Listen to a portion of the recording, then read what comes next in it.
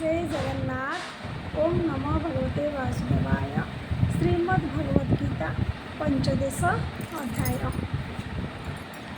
जतन्तो योगिनश्चैनं पश्चात्मा निवस्थितं जतन्तो कृतात्मानः नैनं पश्यन्ते चेतसः।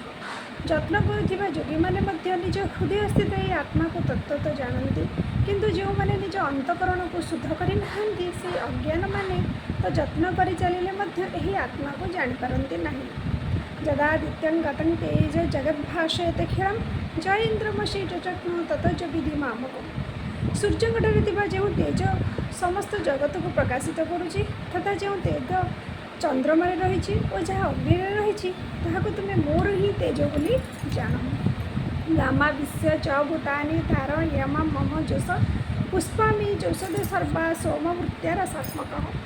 ଏବଂ ମୁଁ ହିଁ ପୃଥିବୀରେ ପ୍ରବେଶ କରି ନିଜ ଶକ୍ତିରେ ସମସ୍ତ ଭୂତପ୍ରାଣୀକୁ ଧାରଣ କରେ ଓ ରସସ୍ୱରୂପ ଅର୍ଥାତ୍ ଅମୃତମୟ ଚନ୍ଦ୍ର ହୋଇ ସକଳ ଔଷଧୀୟ ତରୁଲତାକୁ ଅର୍ଥାତ୍ ବନସ୍ପତିମାନଙ୍କୁ ପୁଷ୍ଟ କରେ।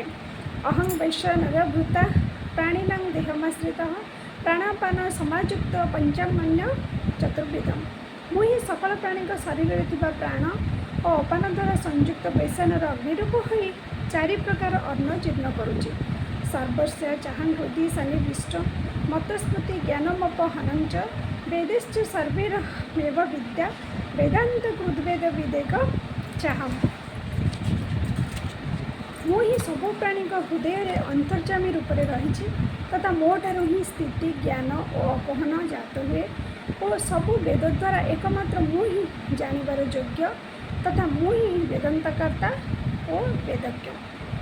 ଦ୍ୱାଦମୟୀ ପୁରୁଷୋଂ ଲୋକେ କ୍ଷରଶ୍ଚାକ୍ଷର ଏବେ ଚ କ୍ଷୀର ସର୍ବାଣୀ ଭୂତାନି କୂଟସ୍ଥ କ୍ଷର ଉଚ୍ୟତେ। ଏହି ସଂସାରରେ ନାଶବାନ ଓ ଅବିନାଶୀ ଏପରି ଦୁଇ ପ୍ରକାର ପୁରୁଷ ଅଛନ୍ତି।